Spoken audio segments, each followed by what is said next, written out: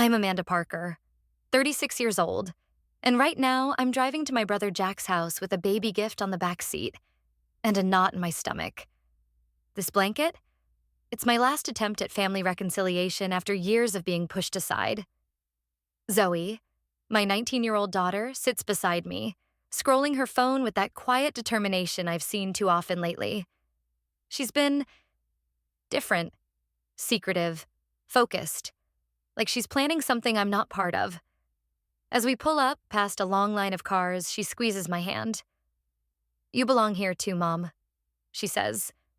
What I didn't know was that today, my daughter had a plan that would change everything. If this kind of story resonates with you, please like, share, and subscribe. Your support helps us keep telling the stories that matter. Let's begin. Saturday morning, as Zoe and I drove towards Jack's house, I couldn't shake the heaviness in my chest. The sun streamed through the windshield, too bright, too cheerful for the storm churning in my stomach. Zoe sat beside me, scrolling through her phone with that unreadable expression she'd worn for weeks now. Her sudden bursts of texting, her late-night study group meetings, her lingering stares when she thought I wasn't looking. I kept my hands steady on the steering wheel, but inside everything trembled. We passed Maple Street, the one lined with cherry blossoms just starting to bloom. I used to love this drive. Familiar, predictable, safe. But today, the line of parked cars stretched all the way down the block, forcing me to slow to a crawl. "They really went all out," I murmured, eyeing the SUVs and minivans crowding the curbs. Zoe glanced up from her phone. "Big day for the family," she said simply, her voice calm but tight. I swallowed. The memory of the gender reveal party I hadn't been invited to resurfaced, raw and fresh. I'd found out about that event like I found out about most things. Secondhand photos, awkward conversations, and social media posts I shouldn't have seen but always did. Zoe had been furious that day, pacing the living room, her textbook forgotten on the coffee table. "Enough is enough, Mom," she'd said, shoving her phone into her pocket. "You deserve better." I'd laughed it off at the time, masking the ache like I always did, pretending this was just how families worked, pretending I didn't care. Now, as we crawled closer to Jack's neighborhood, I realized how little had changed, at least on the surface. I found a narrow opening between two trucks about 2 blocks away from the house. The distance felt symbolic somehow. Always close enough to see them, never close enough to belong. I cut the engine, resting my hands in my lap for a moment longer than necessary. My fingers twisted together, cold and damp. "Looks like we're walking," I said, forcing lightness into my tone. Zoe didn't answer right away. She tapped out a final message on her phone, then slipped it into her bag. "I'll be right back," she said, stepping out before I could ask where she was going. I watched through the rearview mirror as she crossed the street to stand near a lamppost, her gaze scanning the area like she was waiting for someone. Her posture, usually relaxed and casual, seemed different today. Intentional. Poised. A minute later, she returned, sliding back into the passenger seat with practiced ease. "Everything okay?" I asked. "Yep." She fastened her seatbelt again, though we weren't going anywhere. "Let's do this." I opened my door and stepped onto the sidewalk, the spring air cool against my skin despite the sun overhead. Around us, guests carried wrapped presents and diaper boxes toward Jack's front door, their laughter carrying across the neighborhood like music from a distant party I wasn't invited to.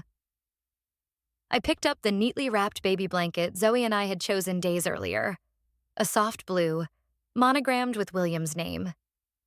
The silver ribbon shimmered in the light, an absurd contrast to the dread twisting in my gut. We started walking, Zoe a step ahead of me. "Are you sure you want to do this?" I asked when we reached the corner near Jack's driveway. Zoe paused, turning to face me fully for the first time that morning. Her eyes, so much like mine but sharper, clearer, locked onto mine.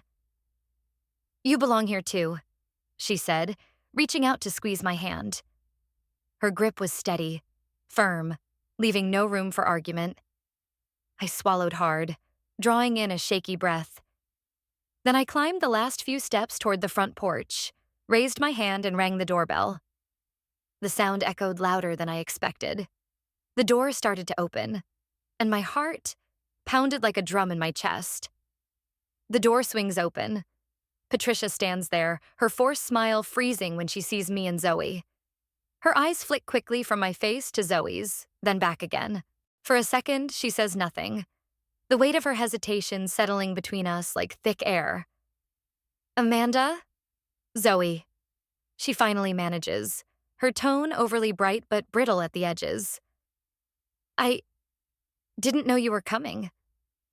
"We're just here to drop off a gift," I say quickly, clutching the carefully wrapped blanket like it's some kind of shield.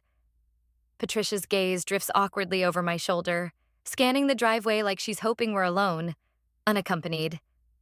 Zoe, standing beside me with unsettling calm, just tilts her head and waits. After a beat too long, Patricia steps aside, giving us just enough room to squeeze past. The moment we enter the house, the shift in energy is immediate. Conversations die mid-sentence. Laughter stalls. Every head turns toward the entryway, faces shifting from curiosity to confusion to discomfort. Rebecca's family fills the living room. Neighbors, cousins, family friends. The air smells of catered appetizers and vanilla-scented candles, the walls strung with gold and blue streamers, tiny paper clouds hanging from the ceiling in a Pinterest-perfect attempt at whimsy. I spot Jack by the fireplace, holding a drink but staring intently at the floor like it holds answers to questions he doesn't want to ask. Rebecca sits nearby, baby William cradled in her arms, her expression tightening the moment she notices me. And then, "Mom." Sandra appears from the kitchen, carrying a tray of miniature quiches. The second her eyes land on me and Zoe, she freezes mid-step. The tray tips dangerously. 2 appetizers slide off the edge and hit the floor with a soft splat. The room holds its collective breath. "Amanda." Mom's voice slices through the tension, louder than she probably intended. "You shouldn't be here." The words land harder than I expect. Not whispered, not pulled aside for a quiet conversation. Not a vague excuse about timing or space, just public. My throat tightens instantly. Heat floods my face. I feel every pair of eyes, some wide, some judgmental, some just curious, locking onto me like I'm an intruder who stumbled into the wrong house. I open my mouth, but no words come. Then, Zoe steps forward. Her voice is steady, clear, every syllable deliberate. "You're right, Grandma," she says, with the kind of cold politeness that carries more punch than shouting ever could. "That's why I brought Dad's lawyer." The entire room shifts. Whispers ripple through the guests like static electricity. Cousin Patricia's brows shoot up, and she takes a cautious step closer, clearly unwilling to miss whatever drama is about to unfold. Aunt Susan, standing near the dining table, nearly drops her glass of sparkling water. At Zoe's subtle nod, Thomas Chun appears at the door, calm, unfazed. He steps inside with quiet authority, dressed in a dark suit, leather portfolio in one hand. "Good afternoon," he says, his tone professional but edged with purpose. "My apologies for interrupting your celebration, but I'm here on behalf of the estate of David Parker." The room falls into stunned silence. Mom's face drains of color. Jack looks up sharply, his expression morphing from confusion to something closer to alarm. Rebecca instinctively pulls baby William closer, whispering something to her mother, whose mouth drops open in disbelief. Thomas doesn't wait for permission. With practiced ease, he crosses the room to the coffee table, setting his leather portfolio down with a soft, intentional thud. Opening it, he withdraws the first document, a thick, legal-looking packet. "This," he says, placing the paper squarely in the center of the table, "is a certified copy of Mr. Parker's last will and testament." A collective gasp rises from the far corner of the room. I barely register it. My heart pounds so hard I can feel it in my throat. Jack steps forward now, his face pale, his glass forgotten on the mantel behind him. "Wait," he says, his voice cracking as he looks from me to Thomas and back again. "What is this about?" Thomas's voice cuts through the tension.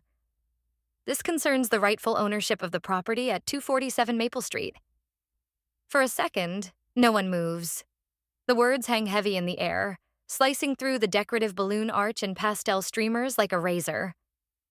My pulse pounds in my ears as I stare at the document Thomas has just placed on the coffee table. The bold header, "Last Will and Testament of David Parker," jumps out at me like a punch to the chest. Memories flood back, sharp and uninvited. Dad's funeral 3 years ago, the chilly spring air, the closed casket, the way Mom had stood at the podium, tearful but composed, accepting condolences like she was the sole victim of loss. I remember standing off to the side, holding Zoe's hand, waiting for some kind of formal will reading that never happened. "There's nothing left for you, Amanda," Mom had said when I finally worked up the nerve to ask. "Just debts and funeral costs. Let's not drag this out." I'd believed her. Of course I had. Now, with every eye in the room on us, Thomas begins to speak again. His tone measured, precise.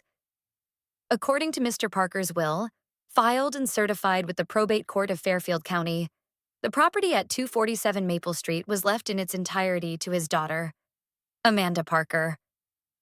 A collective gasp ripples across the room. Mom's face whitens several shades at once. Jack stiffens. "Wait, what?" Rebecca looks at him, her brow furrowing. Even she seems rattled now. Thomas continues, flipping through pages with slow, deliberate emphasis. Additionally, all rental income generated from the basement apartment of said property since Mr. Parker's passing should have gone directly to Ms. Parker. I blink. Rental income? Zoe nods almost imperceptibly beside me, as if confirming a fact she's known for weeks. The murmurs start immediately. "Is that true?" Aunt Susan whispers to someone near her. "I thought Amanda didn't want anything from the family." Cousin Patricia mutters, eyes darting between me and Mom. Before I can process the next wave of emotion, Rebecca's mother speaks, her voice slicing through the air like glass on tile. "Excuse me," she says, standing abruptly from her chair near the window. "But this is highly inappropriate. You're turning a family celebration into a legal spectacle." Her tone drips with indignation, her gaze shifting pointedly toward me, as though I'm the problem here. Before I can open my mouth to defend myself, Zoe steps forward. Her voice, when it comes, is steady and strong, carrying across the room with the kind of quiet authority that makes everyone stop mid-breath. "With all due respect," she says, fixing Rebecca's mother with a level stare, "this party was financed using money that legally belongs to my mom. The nursery furniture, the catering, even those monogram napkins in the dining room, all paid for, with funds stolen from her." A ripple of gasps follows her words. Mom flinches as if struck. Jack turns sharply toward her. "Is that true?" Her mouth opens, then closes again. No sound comes out. Jack steps closer, his voice rising with something between disbelief and anger. "You told us Amanda didn't want anything to do with the family, that she'd cut herself off on purpose, that she declined every invitation we sent." I hold my breath, heart pounding so hard it's almost painful. For a beat too long, Mom says nothing. Zoe's voice breaks the silence, low but resolute. "For 19 years, she says, her gaze sweeping the room, daring anyone to look away. "My mom's been excluded, ignored, and lied about. Today, that stops. For the first time in my life, I watch Sandra Parker, the woman who's controlled every narrative about me, visibly collapse under the weight of her own lies. Her face crumples, her shoulders sag, and for one impossible, breathtaking moment, she's speechless. The entire room falls into stunned, loaded silence. Jack's voice trembled as he turned to Sandra. "Mom, is this true?" The words lingered, heavy and raw. Sandra's gaze darted around the room like a cornered animal. Her hands fidgeted near her necklace. a nervous habit I hadn't seen since I was a teenager, watching her lie her way out of PTA controversies. I I was trying to protect this family, she finally said, forcing a brittle smile that fooled no one. From negativity, from drama, from her eyes flicked toward me, narrowing just enough for the meaning to land. From her. Gasps echoed around the room. Aunt Susan covered her mouth. Cousin Patricia lowered her phone but kept recording. I stood straighter, swallowing the lump forming in my throat. Zoe, ever steady, rested her hand briefly on my arm. A silent reminder that I wasn't alone this time. Jack took a step closer to her, voice shaking but loud enough for the entire living room to hear. Negative? Mom, do you even hear yourself? She sent gifts for William. She texted us congratulations when she found out about the pregnancy. I've seen the messages. I ignored them because you told me she didn't care. His voice cracked. You told me she wanted nothing to do with us. Sandra flinched but recovered quickly, raising her chin. I only said what I thought was best. Amanda's presence. It always stirred up tension. You know that. Rebecca stood now, pale but steady, cradling baby William against her shoulder. Her voice was quiet but edged with something dangerously close to fury. Tension that you manufactured, she said. You told me Amanda was jealous, that she resented our happiness, that she was bitter about Jack's success and our baby. But she was texting me, offering help, support. Rebecca's voice broke on the last word. The room grew colder. Guests who had moments earlier pretended to scroll their phones were now openly staring. A few lifted their devices, recording what was rapidly becoming a public implosion. Sandra's composure cracked. Her nostrils flared. Her face flushed deep crimson. She ruined our reputation once, she exploded, her voice cutting across the room like a whip. I wasn't going to let her ruin Jack's life too. The sentence hung in the air, jagged and poisonous. For a long beat, no one breathed. The dam had burst. I blinked hard, refusing to let tears fall now. Not here, not like this. Zoe stepped forward, her voice low but carrying deadly clarity. Grandpa left my mom that house, she said, each word slow and precise, slicing through the air like a knife. And you stole from her, to pay for this party. Thomas laid a small stack of legal papers on the dining table with measured precision. Mrs. Parker, here's the formal eviction notice. You have 60 days. The words dropped like lead weights. Sandra's face drained of color. Her gaze flickered from the papers to me, to Zoe, then back to Thomas. Eviction? She whispered, like she'd never heard the word before. I stayed silent, my hands resting calmly in my lap. The dining room felt too small for the magnitude of what was unfolding. The soft clatter of cutlery from the abandoned buffet table lingered from the earlier chaos, now an almost mocking soundtrack to this private reckoning. Thomas remained steady, professional as ever. Given the documentation, back rent owed, and misappropriated funds, we've outlined 2 options, he said. Option 1, you vacate within 60 days. Option 2, you sign the lease we've drafted and begin making monthly payments, including restitution for past rental income. Sandra's mouth opened, then closed, like she couldn't find a word strong enough to convey her disbelief. Zoe, sitting beside me, crossed her arms over her chest. Her expression was unreadable but fierce. Jack sat opposite, his elbows on the table, his head buried in his hands. Finally, he looked up, his voice hoarse. Amanda? I'm sorry. The entire room froze. I should have reached out, he continued. I should have questioned things. I believed what she said for so long. About you. About everything. His eyes glistened. I was wrong. I met his gaze, giving a small nod. Forgiveness wouldn't come overnight, but this was a start. Sandra wasn't done yet. Her chair scraped loudly as she stood, stepping away from the table like distance could erase consequences. Tears pricked her eyes. Not the quiet, remorseful kind, but the ones she'd always deployed like weapons. After everything I've done for this family, she started, her voice trembling. I raised 2 children by myself. I sacrificed. Her voice cracked. I gave up so much for you, Amanda. And this is how you repay me? Her eyes landed on Zoe, switching targets with alarming speed. And you? After all the Christmas gifts, the birthdays, I loved you like my own. Zoe didn't even blink. You loved me when it suited your narrative, Grandma. That's not the same. Sandra's lip curled. You've poisoned her against me. I stood then, calm, steady, done.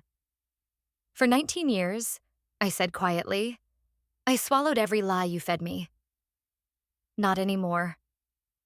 Silence thickened. Then, without warning, Sandra stormed toward the door, grabbing her purse with jerky movements. She yanked the front door open with enough force to rattle the hinges and slammed it behind her with a crack that echoed through the entire house. Jack stared after her, his shoulders sagging like the weight of years had just landed on them all at once. He turned to me, voice low but sincere. Are you okay?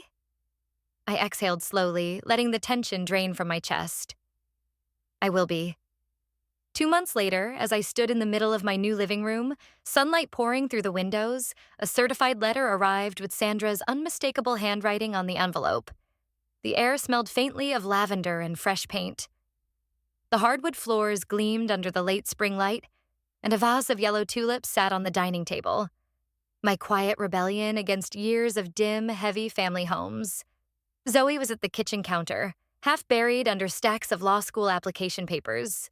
Her laptop pinged every few minutes with new email notifications. I turned the envelope over in my hands, my heart neither racing nor breaking, just steady. For a moment, I debated letting it sit unopened, but then I carefully tore the seal and pulled out 3 handwritten pages. Sandra's words were uneven, full of crossed-out lines and run-on sentences. But through the messy scrawl, one thing was undeniable. It was an apology. A real one. She wrote about her fear, her pride, her bitterness. She admitted to manipulating both me and Jack. She acknowledged the lies, the exclusion, the way she'd turned my own brother against me for years. The words weren't poetic. They weren't elegant. But they were hers. I set the letter down beside the tulips, exhaling slowly. My phone buzzed. Aunt Susan. Hi, sweetie, she said, her voice warm but tentative. Well, a few of us were talking. This year we're hosting Thanksgiving, the whole family, and we were wondering if you and Zoe would consider joining us? There was a pause. I could almost hear her holding her breath. I smiled gently. Thank you, Aunt Susan. I'll think about it. As we hung up, Zoe appeared beside me, waving an envelope like a victory flag. Guess what just came? I took it from her, fingers trembling just a little. The NYU Law School crest stared back at me. I tore it open without hesitation. Accepted. Full scholarship. Zoe let out a triumphant cheer, launching herself at me for a hug that nearly knocked me off balance. Tears pricked at my eyes, but this time, they were the good kind. Later that afternoon, after Zoe returned to her room to call friends, I stood by the window, holding my phone. I drafted a reply to my mother's letter. A simple thank you. But I didn't hit send. Not yet. Maybe someday. I slipped my phone into my pocket and stepped outside to check the mailbox. Among the usual flyers and utility bills sat one small, yellowed envelope. My name written across the front in careful, familiar handwriting. Dad's. The postmark? 2 weeks before he died. I stood there on the porch, sunlight warming my skin, holding that letter like a fragile relic from a different life. For now, I wasn't ready to open it. But soon. For years, Amanda had lived in the shadow of exclusion and manipulation, doubting her worth and swallowing every lie told about her. But when the truth finally emerged, backed by legal documents, unwavering courage, and her daughter's fierce determination, the entire family was forced to confront the damage Sandra had caused. Justice, though delayed, arrived with the weight of undeniable proof and a room full of witnesses who could never unhear what they had learned. Because when courage meets injustice, even the longest held lies begin to crack.